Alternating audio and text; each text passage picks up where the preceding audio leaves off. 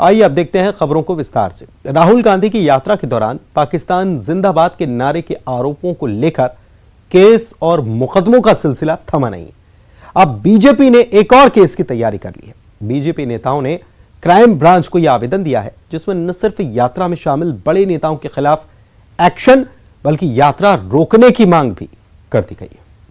प्रियंका गांधी बाकी नेता वीडियो में दिख रहे हैं तो उसको उन्होंने डिलीट किया, यानी अपराध छिपाने का भी अपराध किया है। तो इन धाराओं में आज ये आवेदन क्राइम ब्रांच थाने में दिया है क्योंकि ये इसी हमारा क्षेत्राधिकार है, जुरिडिक्शन यहाँ का है और हमको विश्वास है कि इस मामले में कड़ी कार्रवाई के साथ साथ ये भी आग्रह है कि राहुल गांधी जी की इस यात्रा को रोका भी जाए क्योंकि वो यात्रा भारत जोड़ने की यात्रा नहीं है, वो यात्रा वैमनस्य फैलाने की, द्वेष फैलाने की यात्रा है। बीजेपी नेता लोकेंद्र पाराशर पर रायपुर में केस दर्ज करने से भी बीजेपी नाराज है। पार्टी के प्रदेश अध्यक्ष बीडी शर्मा का कहना है कि जब पाकिस्तान जिंदाबाद के नारेबाजी वाला वीडियो कांग्रेस के मीडिया हैंडल से शेयर किया गया तो फिर कार्रवाई कांग्रेस नेताओं के खिलाफ होनी चाहिए। उन्होंने कांग्रेस नेताओं पर पाकिस्तान परस्त मानसिकता का आरोप भी लगाया कि एफआईआर आपके दर्ज करने से कुछ नहीं होता, लेकिन मैं पूछना चाहता हूं राहुल गांधी जी से, सोनिया गांधी जी, प्रियंका गांधी जी उपस्थित थी, मैं दोनों से पूछना चाहता हूं अगर आप जिम्मेदार नागरिक और जिम्मेदार नेता हैं इस देश के कि आपकी यात्रा के दौरान जिसको आप भारत जोड़ो यात्रा का नाम तथाकथित तौर पर दे रहे हैं, जिसको हम भारत तोड़ो यात्रा कह रहे हैं, क्योंकि आपकी यात्रा में पाकिस्तान जिंदाबाद के नारे लगे और वो वीडियो कांग्रेस के ऑफिशियल ट्विटर हैंडल से पोस्ट हुआ और बाद में वो डिलीट हुआ, तो जिम्मेदार कौन है? अगर आपको लगता है कि ये मैनिपुलेटेड वीडियो है तो फिर आपके जो ट्विटर हैंडल चलाने वाले लोग हैं ये उनका अपराध है। एफआईआर उन पर होनी चाहिए, एफआईआर राहुल गांधी और सोनिया गांधी, प्रियंका गांधी पर होनी चाहिए, एफआईआर मध्य प्रदेश को नेताओं पर होनी चाहिए जो आयोजक हैं इस यात्रा के। क्या पाकिस्तान जिंदाबाद के नारे कैसे लगे ये मैंने इंदौर के प्रेस के अंदर भी कहा था, इसका जवाब देना पड़ेगा। ये देश भी पूछ रहा है, मध्य प्रदेश भी पूछ रहा है, ये देश को तोड़ने वाली यात्रा है। हम तो पहले से कहते आए ये पाकिस्तान परस्त मानसिकता के लोग हैं। आज भी अंग्रेजों का खून कांग्रेस के और इनके खून में आज भी विद्यमान है, इसलिए तो आपके यात्रा में पाकिस्तान जिंदाबाद के नारे लगते हैं। उधर कांग्रेस ये दावा कर रही है कि इस वीडियो के पीछे बीजेपी की साजिश है। किसी कीमत पर नारेबाजी नहीं हुई है। आप भी साथ चल रहे हैं, पूरे देश की मीडिया साथ चल रही है, हम भी साथ चल रहे हैं और जनता भी साथ चल रही है। क्या फेक वीडियो? पूरी तरह टेम्पर्ड वीडियो है और उसका खामियाजा लोकेंद्र पाराशर जी को। मध्य प्रदेश में धर्मांतरण के मामले थम नहीं रहे। कभी दमोह, कभी रायसेन, कभी जबलपुर तो कभी राजधानी भोपाल। पिछले कुछ दिनों में सूबे के कई इलाकों से धर्मांतरण के मामले सामने आना जारी है और इस बार भोपाल में ईसाई मिशनरी पर धर्मांतरण का आरोप लगा। राजधानी भोपाल के सबसे सुरक्षित क्षेत्र में से एक शिवनगर कॉलोनी के घर में 15 लोगों को प्रार्थना करवाते हिंदू संगठनों ने पकड़ा। इन लोगों में महिला, पुरुष के साथ बच्चे भी हैं। मामला सामने आने के बाद हड़कंप है। सबसे बड़ा सवाल यह भी कि सरकार की तमाम सख्ती के बावजूद आखिरकार कैसे सरकार की नाक के नीचे धर्मांतरण का खेल जारी है। मध्य प्रदेश के कई जिलों से धर्मांतरण की खबरें तो आती रहती हैं, लेकिन इस बार सरकार की नाक के नीचे धर्मांतरण के खेल ने पुलिस प्रशासन की नींदें उड़ा दी। जी हां, राजधानी भोपाल में धर्मांतरण का एक सनसनीखेज मामला सामने आया है। भोपाल की शिवनगरी कॉलोनी के एक घर में 15 लोगों को प्रार्थना करवाई जा रही थी। हैरत की बात यह है कि इनमें बच्चे भी शामिल थे। आरोप है कि ईसाई मिशनरी यहां धर्मांतरण करवा रहे थे, लेकिन इसकी खबर हिंदू संगठनों को लगी और वो वहां पर पहुंच गए। हिंदू संगठनों ने मामले की शिकायत पुलिस से की है। आरोप लगाया है कि ईसाई मिशनरी हिंदू बच्चों को गुमराह कर रहे हैं। वहीं मामले की जांच में जुड़ी पुलिस का कहना है कि अभी तक जबरन धर्मांतरण की बात सामने नहीं आई है, लेकिन बच्चों की मौजूदगी एक गंभीर मुद्दा है। फिलहाल पुलिस इस मामले की जांच कर रही है।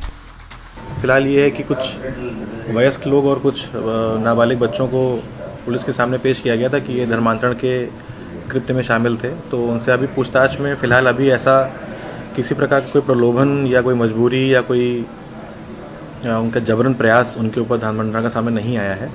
और जहाँ तक बच्चों की बात है तो उसमें जो CWC की कमेटी होती है और थाने की जो टीम है, दोनों टीमें मिलकर पूछताछ कर रही हैं और बच्चों के माँ बाप को भी बुलाया गया है उनसे भी इस बारे में जानकारी प्राप्त की जा रही है।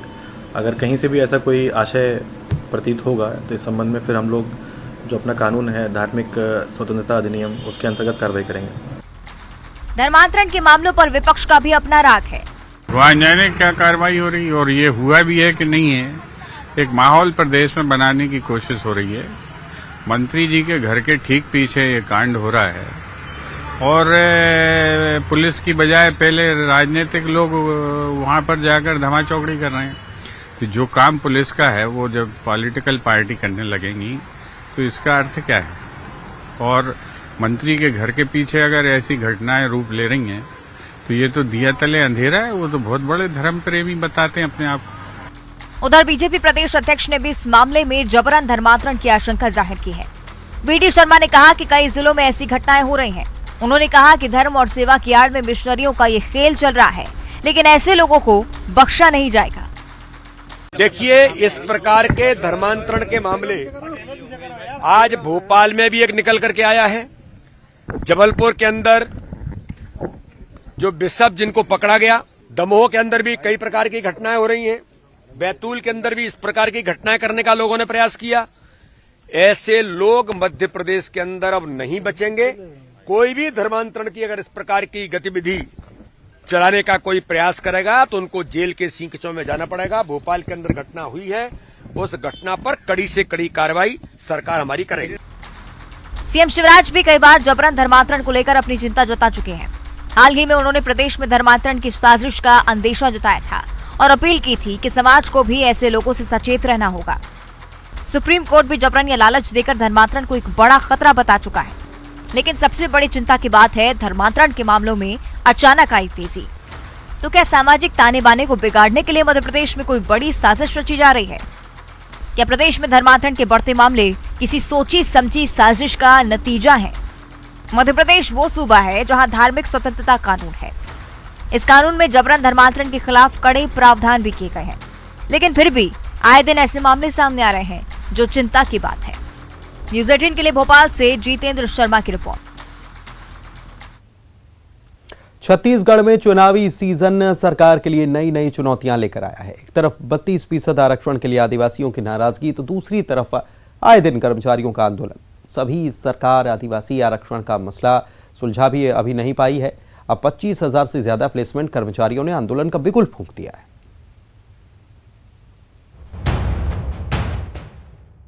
आदिवासी आरक्षण पर मचा बवाल अभी थमा भी नहीं कि प्रदेश के नगरीय निकायों में काम करने वाले प्लेसमेंट कर्मचारियों ने आंदोलन की राह पकड़ ली है।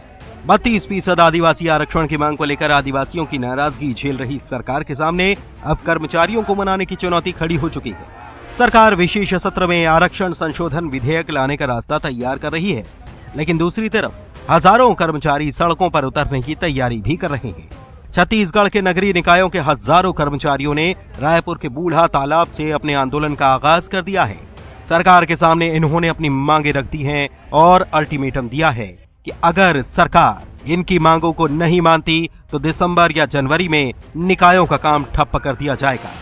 ठेका कर्मचारियों का यह भी कहना है कि कोविड काल में फ्रंट लाइन वर्कर की तरह इन्होंने काम किया, लेकिन इन्हें एक सरकारी कर्मचारी के तौर पर आंका नहीं जा रहा। जी, हमारा जो नगरीय प्रशासन है वो जमीन से जुड़ा हुआ है। यहाँ जन्म से लेके मृत्यु तक सारे काम होते हैं। कोविड में भी हमारे जितने भी कर्मचारी थे वो सब फ्रंट लाइन वर्कर की तरह काम किए हैं। प्रशासन हमारी तरफ देख ही नहीं रहा है, हमको सोच ही नहीं रहा है हम कि उनके कर्मचारी हैं। इसीलिए हम सरकार को ये दिखाना चाहते हैं कि हम उनके कर्मचारी हैं और हम क्या कर सकते हैं। दरअसल ये आंदोलन है छत्तीसगढ़ नगरीय निकाय प्लेसमेंट कर्मचारी महासंघ का। इनका कहना है कि इनसे ठेका सिस्टम के तहत काम लिया जाता है, काम का लोड भी बढ़ता जा रहा है, लेकिन सत्ता में आने से पहले सरकार ने नियमित करने का जो वायदा किया था वो 4 साल के बाद भी पूरा नहीं किया गया।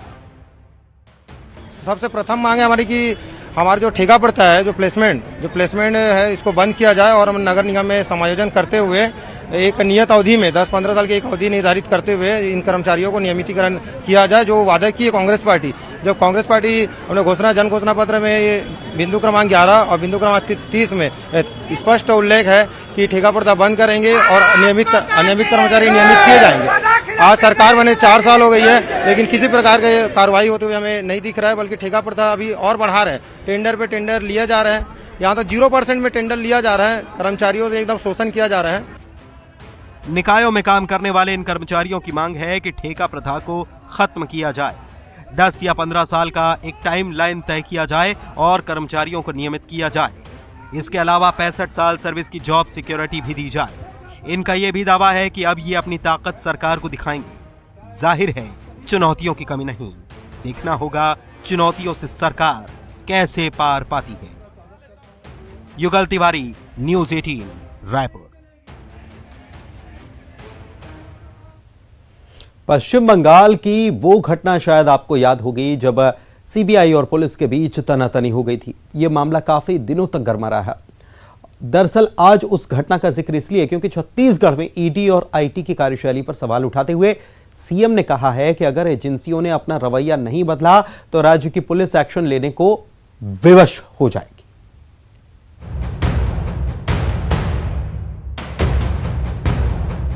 क्या छत्तीसगढ़ में केंद्रीय एजेंसियां और पुलिस का आमना सामना होगा? हालात कुछ ऐसे बन रहे हैं कि ऐसी नौबत आ जाए तो हैरत की बात नहीं। दरअसल हाल ही में ईडी ने छत्तीसगढ़ में कई कार्रवाइयां की, लेकिन अब उनकी कार्रवाई के तरीके पर सीएम भूपेश बघेल ने बड़ा सवाल उठाया। सीएम ने ट्वीट के जरिए केंद्रीय एजेंसियों पर जमकर निशाना साधा। सीएम ने आरोप लगाया कि ईडी और आईटी के अधिकारी पूछताछ के दौरान गैर कानूनी तरीके अपना रहे हैं। उनका आरोप है कि केंद्रीय एजेंसियों की टीम जबरन घर से उठा रही और मारपीट कर रही है। इतना ही नहीं, उनका आरोप ये भी है कि मनचाहा बयान दर्ज करने के लिए कई तरीकों से बाध्य किया जा रहा है।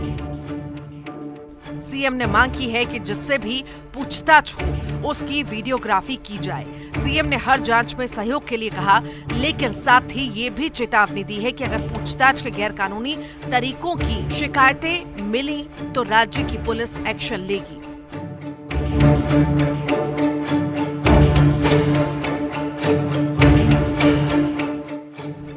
उधर बीजेपी का कहना है कि जो लोग छत्तीसगढ़ को लूटने का काम कर रहे हैं उनके खिलाफ एक्शन से ऐतराज आखिर क्यों?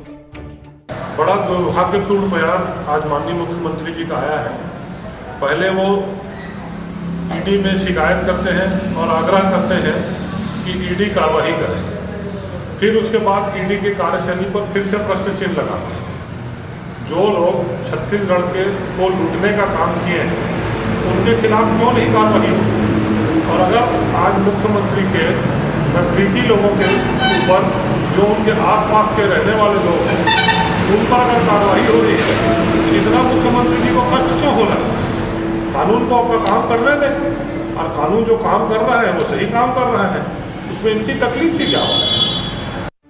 सीएम का यह भी आरोप है कि स्थानीय पुलिस को सूचना दिए बगैर सीआरपीएफ की मदद से ईडी छापे मार रही है। उनकी मारपीट से किसान का पैर टूटा तो किसी को सुनाई देना बंद हो गया।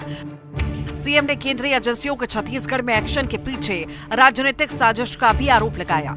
जाहिर है इन हालात में अगर केंद्रीय एजेंसियों और राज्य पुलिस में टकराव की नौबत आ सकती है। Bureau report, news 18, Raipur.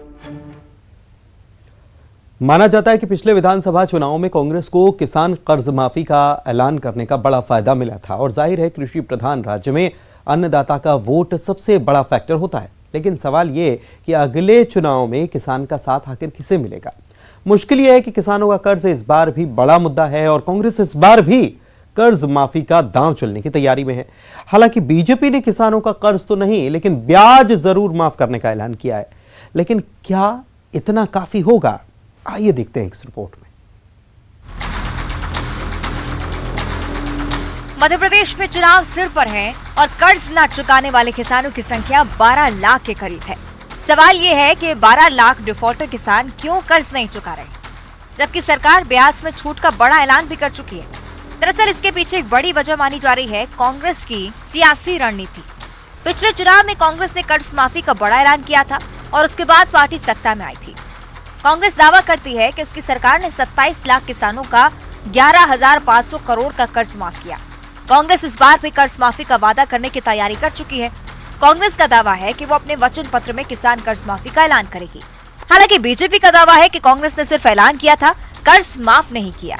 जबकि बीजेपी किसानों को समझा रही है कि आप कर्ज चुका दीजिए, ब्याज माफ रहेगा। बीजेपी को उम्मीद है कि इस रणनीति से भी वो किसानों का वोट साथ पाएगी।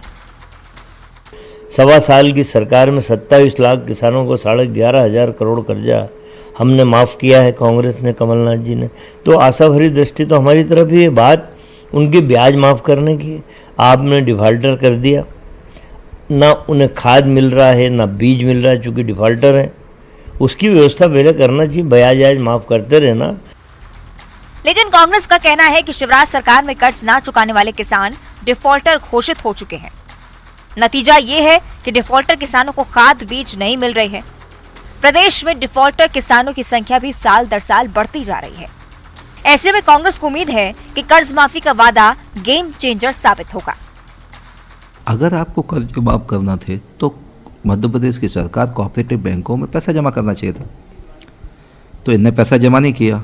जमा नहीं तो क्या हुआ कि किसानों को लगा पैसा जमा हो गया होगा, किसानों को लगा कर्जा माफ़ी हो गई। इसके कारण किसानों ने पैसा जमा नहीं किया, तो उसके कारण बड़ी संख्या में किसान डिफाल्टर हो गए। फिर भी मेरा विनम्र प्रार्थना है, मुख्यमंत्री महोदय ने निर्देश भी दिया है कि आपका ब्याज पूरा माफ़ कर देंगे, आप मूलधन तो जमा करिए और 0% का लाभ दीजिए। इसलिए एक बार पुनः भी हम इसमें थोड़ा और अध्ययन चिंतन कर रहे हैं। हालांकि बीजेपी सरकार ने किसानों के लिए कई और योजनाएं लागू की हैं। प्रधानमंत्री किसान सम्मान निधि से 6,000, मुख्यमंत्री कल्याण योजना के तहत 4,000 रुपए भी किसानों को दिए जा रहे हैं। इसके अलावा ब्याज माफी भी एक बड़ा फैसला है। जाहिर है किसानों को साधने की कोशिश में दोनों दल जुटे हुए हैं और अब देखना यह है कि अगले चुनाव में किसका दांव भारी पड़ता है। न्यूज़ 18 के लिए भोपाल से अनुराग श्रीवास्तव की रिपोर्ट। और इसी के साथ इस बुलेटिन में फिलहाल इतना ही। नमस्कार।